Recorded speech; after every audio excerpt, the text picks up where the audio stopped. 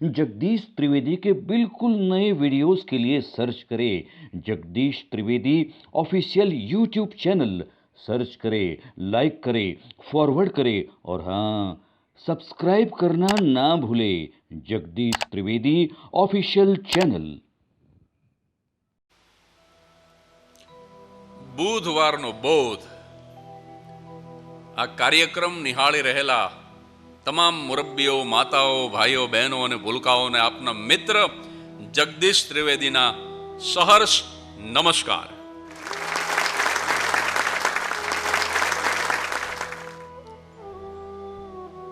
તરણેતરનો મેળો. અત્યારે તો હું સુરેન્દ્રનગર રહું છું, પણ મારું વતન થાનગઢ, અને થાનગઢથી માત્ર 8 કિલોમીટર દૂર આ તરણેતર નામનું ખોબા જેવડું ગામ, ત્રિનેત્રેશ્વર મહાદેવ. શબ્દ તો છે ત્રિનેત્રેશ્વર, જેના 3 નેત્ર છે એવા મહાદેવ. ત્રિનેત્રેશ્વરનું પછી અપભ્રંશ થઈ અને 3 નેત્ર એમ કરતા તરણેતર થયું. એ તરણેતર ગામ, ત્રિનેત્રેશ્વર મહાદેવનું મંદિર, એનો ફરતો સુંદર મજાનો કુંડ પાણીનો. અને મોટા ભાગનાને ખબર હશે, પણ જેને ખબર ન હોય એને કહી દઉં આજની આ વાત માંડવી પહેલા, કે આ એ સ્થળ છે કે જ્યાં દ્રૌપદીનો સ્વયંવર થયો હતો. ભગવાન શ્રી કૃષ્ણની જે અષ્ટપટરાણીઓ હતી એમાંના જે સતભામા, એ સતભામાનું મોસાળ અને દ્રૌપદીનું પિયર, પાંચાળીનું પિયર, એટલે આ પ્રદેશને પાંચાળ પ્રદેશ કહેવામાં આવે છે. પાંચાળીના પિતા દ્રુપદ નરેશ, દ્રૌપદીના પિતા, એમણે સ્વયંવર કર્યો અને ભગવાન કૃષ્ણ એ પાંડવોને લઈને પધાર્યા. અને એની અંદર જે શરત હતી કે પાણીનું કુંડ હોય અને એની અંદર દ્રષ્ટિ રાખવાની કુંડ ઉપર, પાણી ઉપર, અને ઉપર માછલી ગોળ ગોળ સતત ફરતી હોય, અને પાછા ત્રાજવાના 2 છાબડામાં, 2 પલ્લામાં ડાબો અને જમણો પગ સ્થિર કરી પ્રતિબિંબ પાણીમાં જોઈ અને જે માછલીને વીંધી નાખે એને દ્રૌપદી વરમાળા પહેરાવે. આવી કઠિન જે શરત હતી અને જે સ્વયંવર થયો હતો, એ જે પવિત્ર ભૂમિ છે, ખડ પાણી ને ખાખરા, જ્યાં પથ્થરનો નહીં પાર, નર પટાધર નીપજે, એ દેવભૂમિ પાંચાળ. એ દેવભૂમિ પાંચાળ, એ પ્રદેશ મારું વતન. અને ત્યાં તરણેતરનો મેળો ભરાય. ભાદરવા સુદ ત્રીજ, ચોથ અને પાંચમ, બીજના દિવસે બધા આવી જાય દૂર દૂરથી. અને ત્રીજ, ચોથ, પાંચમ 3 દિવસનો સળંગ 72 કલાકનો મેળો હોય. તો એવા મેળાની અંદર એક બાપ, એક માતા પોતાના 5-7 વર્ષના દીકરાને લઈને ગયા છે. આખું એ ગામ ભલે મેળામાં જાય, હું તો એકલી રહીશ મારા ખેતરે. કારણ કે આ પાંચમના મેળામાં ફરતા ચગડોળ સમા માણસની ભીડ મને છેતરે. આ આખું એ ગામ ભલે મેળામાં જાય, હું તો એકલી રહીશ મારા ખેતરે. શું કામ?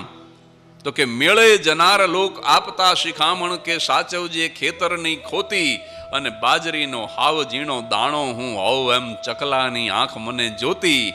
આ આખું એ ગામ ભલે મેળામાં જાય, હું તો એકલી રહીશ મારા ખેતરે. શું કામ એ યુવતી મેળામાં નથી જતી? તો કે ખેતર લૂંટાવ્યાના છેતરતા સુખ સમી એકલતા વાલી છમ લાગશે, અને મેળો વિખાઈ જતા માણસનો દેખાવું પથ્થરની જેમ મને વાગશે. આ આખું એ ગામ ભલે મેળામાં જાય, હું તો એકલી રહીશ મારા ખેતરે. કારણ કે પાંચમના મેળામાં ફરતા ચગડોળ સમા માણસની ભીડ મને છેતરે. આવા મેળામાં મેં કીધું એમ એક પતિ, એક પત્ની અને એનો 5 વર્ષનો દીકરો ત્રણેય મેળામાં ફરવા માટે ગયા છે. અને અચાનક આ બાળકની દ્રષ્ટિ એક ફુગાઓની દુકાન ઉપર પડે છે. અને બાળકે તરત જ એના પપ્પાને કીધું કે મને ફુગો લઈ દો. અને એના પિતાએ કીધું કે અત્યારે નહીં, શાંતિ રાખ, હજી તો આમ મેળામાં પગ મૂક્યો ભેગો મીંડો ફુગો લઈ દો, હજી આપણે દર્શન કરવાના બાકી છે. બાળક માની ગયો. થોડેક દૂર ગયા હશે અને અચાનક એની નજર પડી. કારણ કે મેળામાં જાત જાતના અને ભાત ભાતના બધા સ્ટોલ લાગ્યા હોય. અચાનક એની દ્રષ્ટિ પડી તો મોટર, જે રમકડાની મોટરો હોય ને, એની એક સરસ મજાની દુકાન હતી અને રંગબેરંગી બધી જાત જાતની ને ભાત ભાતની મોટરો બધી પડેલી. અને છોકરાનું મન થયું કે એકાદી મોટર લઈ લઉં, પાવરવાળી કાં તો ચાવીવાળી. એટલે એ 5-7 વર્ષના છોકરાએ એના બાપને કીધું કે મને મોટર લઈ દો ને. એનો બાપ કે શાંતિ રાખ ઘડીક, હજી આપણે જો આ ધજા જે 52 ગજની ચડી છે એને આંખે અડાડવાની છે, હજી આપણે મહાદેવના દર્શન કરવાના છે, અને અત્યારમાં તરત જ ફુગો લઈ દો ને મોટર લઈ દો ને. છોકરો માની ગયો, પણ થોડાક આગળ ગયા હશે અને અચાનક એક દુકાન જોઈ. એની અંદર રમકડાના સરસ મજાના જાત જાતના ઘર હતા, બધા નાના મોટા ઘર સરસ મજાના. દીકરાને એમ થયું કે આવું એક સરસ મજાનું ઘર લઈ લઉં ને તો રમવાની કેવી મજા આવે. એટલે તરત જ પોતાના પપ્પાને, પોતાના પિતાને કીધું કે મને ઘર લઈ દો ને, જો ઘરની સરસ દુકાન છે. એનો બાપ કે શાંતિ રાખ, હજી કુંડની અંદર આપણે ચારાના નાખવાના છે અને અત્યારમાં હજી દર્શન નથી કર્યા ને ઘર લઈ દો ને ફુગો લઈ દો ને. છોકરો એ વખતે કાંઈ ન બોલ્યો ને. થોડાક આગળ ગયા હશે અને અચાનક દ્રષ્ટિ પડી, ઢીંગલીઓની દુકાન હતી.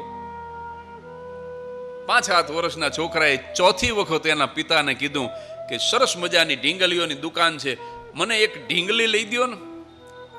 અને એના પિતાએ કીધું કે હજી તો આપણે ત્રિનેત્રેશ્વર મહાદેવના દર્શન કરવાના છે ને, હજી તો ગાયના ગળામાંથી નીકળવાનું છે, અહીંયા આપણે પાપ બળી જાય આપણા. હજી આપણે કુંડનું પાણી માથા ઉપર ચડાવીશું, ધજાને આંખે અડાડીશું, કુંડમાંની અંદર આપણે ચારાના આઠાના નાખીશું, પહેલાં દર્શન કરી લે પછી બધું લઈશું, અત્યારે ક્યાં બધું હારે લઈને ફરવું. આમ જ્યાં પિતાએ ચોથી વખત ના પાડી, પછી 5-7 વર્ષના બાળકને એમ થયું કે બાપ પસંદ કરવામાં થોડીક ઉતાવળ થઈ ગઈ, આ કાંઈ ન લઈ દે, હવે મારે ને દર્શન ને શું. બાળકને દર્શન સાથે બહુ નિસ્બત ન હોય. બાળક તો ચગડોળમાં બેસવા આવ્યો હોય, બાળકને તો રમકડા લેવા હોય, બાળકને તો કંઈક નાસ્તો કરવો હોય, બાળકને તો આમ મોતના કૂવામાં સ્કૂટર ફરતું હોય, મોટર ફરતી હોય એ જોવું હોય, બાળકને તો ઓલા ફુગા ફોડવા હોય રાઇફલ શૂટિંગ કરીને, બાળકને તો મેળામાં આ બધું કરવું હોય.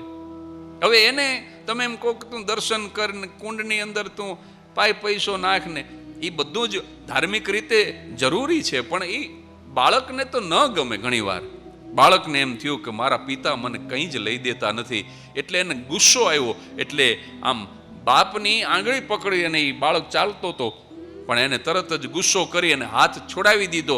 અને જાણે કે માતા પિતાથી આમ દૂર જતું રહેવું હોય ને એમ રીસાય અને એ થોડોક દૂર જતો રહ્યો દોડીને. પણ જે લોકોએ ત્રીજ, ચોથ અને પાંચમનો આ 72 કલાકનો ડે એન્ડ નાઇટ મેળો જોયો હશે એને ખબર હશે કે 3 દિવસની અંદર 3 લાખ કરતાં વધારે માણસો આ મેળાની અંદર આવતા હોય છે. પરદેશથી લોકો આ મેળો જોવા માટે થઈને આવતા હોય છે. એટલી બધી ભીડ હોય કે હૈયે હૈયું દળાતું હોય, માણસો તમને અથડાઈને ચાલતા હોય. અને એવી એ ભીડ અને એવી ધક્કામુક્કીમાં એ બાળક પોતાના માતા પિતાથી થોડુંક દૂર ગયું અને દુર્ભાગ્યવશ એ ભીડમાં એ બાળક ખોવાઈ ગયું. પછી તો માતા રડવા માંડી. એને પોતાના પતિને ઠપકો આપ્યો કે તમને 4 વખત એને કીધું કે મને ફુગો લઈ દ્યો, મને મોટર લઈ દ્યો, મને ઘર લઈ દ્યો, મને ઢીંગલી લઈ દ્યો. આપના એકના એક દીકરાને આપણે અહીંયા મેળામાં લઈને આવ્યા છીએ, તમે એને કાંઈ ન લઈ દીધું. હવે આ મારો દીકરો નહીં જડે તો ખોવાઈ ગયો મારો દીકરો. અને એના પતિને ત્યાં સુધી કહી દીધું કે ગમે ત્યાંથી મારા ને તમારા દીકરાને લઈ આવો, જો મારો ને તમારો દીકરો નથી મળ્યો ને તો આજ મેળાના મેદાનમાં હું મારો પ્રાણ કાઢી નાખીશ. મારા દીકરાને લીધા વગર હું પાછી ઘરે નહીં જવું. બાપને પછી તો ખૂબ પસ્તાવો થયો કે આના કરતાં મેં એને કંઈક લઈ દીધું હોત તો સારું હતું. એટલે બંને પતિ પત્ની રઘવાયા થઈ અને મેળાનું જે સ્ટેજ હોય જ્યાંથી જાહેરાત થતી હોય ખોવાઈ ગયેલા બાળકો વિશેની, ખોવાઈ ગયેલા બાળકોને લોકો ત્યાં લઈને આવતા હોય, એ મેળાના સ્ટેજ તરફ માતા અને પિતા બે દોડ્યા. આ બાજુ બાળકને પણ અહેસાસ થયો કે હું તો ગુસ્સામાં થોડોક દૂર ગયો ને એમાં હું ખોવાઈ ગયો. પછી તો બાળક ભેંકડો તાણીને, જેને કહેવાય ને પોક મૂકીને રડવા માંડ્યો. કારણ કે એને થયું કે હવે આ મેળામાં મારા મા બાપ નહીં મળે તો બાળક રડે છે. પણ સદનસીબે એવું બન્યું કે એનો જ એક પાડોશી, બાળકની પાડોશમાં રહેતા એક વડીલ, એ પોતે પણ મેળામાં આવ્યા હતા. અચાનક એની નજર પડી કે આ તો મારા પાડોશીનો છોકરો સામે ઊભો રડે છે. એટલે દોડ્યા અને એ 5-7 વર્ષના બાળકને એને પ્રેમથી ઉંચકી લીધો અને એને આશ્વાસન આપ્યું, બેટા તું રડતો નહીં, તું મને તો ઓળખે જ ને કે હા કાકા હું તમને ઓળખું છું, મારા મમ્મી પપ્પા ખોવાઈ ગયા, જરાય મૂંઝાતો નહીં તું તારે. હું અત્યારે જ તને મેળાના સ્ટેજ ઉપર લઈ જઉં છું, ત્યાં હું માઇકમાં એનાઉન્સમેન્ટ કરાવું છું, તારા મા બાપ તને મળી જશે ને તારા મા બાપ ન મળે તો હું તને ઘર સુધી લઈ જઈશ, તું રોતો નહીં. આશ્વાસન તો બહુ આપ્યું વડીલે, પણ બાળકનું રડવાનું બંધ નથી થતું. મને મારા મા બાપ પાસે લઈ જાઓ. અને એ વડીલ આ બાળકને તેડી અને મેળાના સ્ટેજ તરફ જાય છે. અને રસ્તામાં ઢીંગલીઓની દુકાન આવી એટલે વડીલે આ બાળકને સામેથી કીધું કે તને જેવી ગમતી હોય એવી એક ઢીંગલી લઈ દઉં, જો તું છાનો રહી જાતો. અને ત્યારે બાળકે કીધું કે ના, મારે ઢીંગલી નથી જોતી, મને મારા મા બાપ પાસે લઈ જાઓ. થોડાક હાલ્યા અને સરસ મજાની મોટરની દુકાન એ વડીલના ધ્યાનમાં આવી. વડીલે સામેથી કીધું કે તને જેવી ગમે એવી મોટર લઈ દઉં. કે ના, મારે મોટર નથી જોતી, મને મારા મા બાપ પાસે લઈ જાઓ. વળી થોડુંક હાલ્યા હશે અને ત્યાં તો નાના મોટા સરસ મજાના ઘરની એક દુકાન જોઈ. નાના સરસ ઘર હતા. વડીલે કીધું કે બેટા તું રડવાનું બંધ કર, તું કહેતો હોય ને તો તને જેવું ગમે એવું એક ઘર લઈ દઉં. રડતા બાળકે કીધું કે ના, મારે ઘર નથી જોતું, મને મારા મા બાપ પાસે લઈ જાઓ. થોડેક આગળ ગયા અને ફુગાની દુકાન આવી. વડીલે કીધું કે તને જેવો ગમે એવો ફુગો લઈ દઉં, પણ બેટા તું છાનો રહી જા, તું રડવાનું બંધ કરી દે. અને ત્યારે 5-7 બાળકે કીધું કે મારે ફુગો નથી જોતો, મને મારા મા બાપ પાસે લઈ જાઓ. આ વાત હું એટલા માટે કરું છું મિત્રો કે જ્યારે આ ઈશ્વર રૂપી મા બાપ એનાથી આ દુનિયાના મેળામાં વિખૂટા પડી ગયાનો તીવ્રતાથી અહેસાસ આ મને તમને થશે ને. આપણે 5-7 વર્ષનું બાળક છીએ અને આ દુનિયાના મેળામાં ઈશ્વર રૂપી મા બાપથી વિખૂટું પડી ગયેલું બાળક છીએ. અને જે દિવસે તીવ્રતાથી અહેસાસ થશે ને કે મારા મા બાપથી હું ખોવાઈ ગયો છું, વિખૂટો પડી ગયો છું, અને ત્યારે ફુગોય નહીં ગમે, મોટરે નહીં ગમે, ઘરે નહીં ગમે, અને ઢીંગલીએ નહીં ગમે. સાહેબ, ફુગો એટલી રૂપિયાની થેલી છે, એ સંપત્તિ છે. મોટર એ હાવ હાચી મોટર છે. ઘર જેના માટે થઈને આપણે બહુ પ્રયાસ કરીએ છીએ, એ હાવ હાચું ઘર આપણું નિવાસ સ્થાન છે. અને ઢીંગલી એ પત્ની છે. મિત્રો, આ ઘર માટે, મોટર માટે, પત્ની માટે અને રૂપિયા માટે આપણે ખૂબ હવાતિયા મારીએ છીએ. અને આપણને નથી મળતું ત્યારે આપણે પિતાથી નારાજ થઈએ છીએ કે આ કેવો છે પરમ પિતા કે હું વારંવાર માગું છું છતાં મને આ અપાવતો નથી. પણ જે દિવસે તીવ્રતાથી અહેસાસ થશે ને કે આપણે જગત પિતાથી અને જગત માતાથી આ દુનિયાના મેળામાં વિખૂટા પડી ગયા છીએ, અને પછી ગમે એટલા લોકો આપણને મોટર કે ઘર કે ફુગો કે ઢીંગલી અપાવવાનું કહેશે ને, પણ પછી એક જ રટણ હશે કે મારે એ કાંઈ નથી જોતું, મને મારા મા બાપની પાસે લઈ જાઓ, મને મારા મા બાપની પાસે લઈ જાઓ. એટલે જ્યારે જીવને તીવ્રતાથી શિવને પામવાની ઈચ્છા થશે, જ્યારે આત્માને એક તીવ્રતાથી પરમાત્માને પામવાની ઈચ્છા થશે ને, ત્યારે આ દુનિયાની તમામ સંપત્તિ, તમામ ઐશ્વર્ય, પદ, પૈસો અને પ્રતિષ્ઠા આ બધું જ વ્યર્થ થઈ જશે.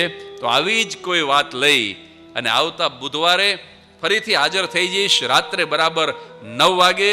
ત્યાં સુધી સ્વસ્થ રહેજો, પ્રસન્ન રહેજો, હસતા રહેજો.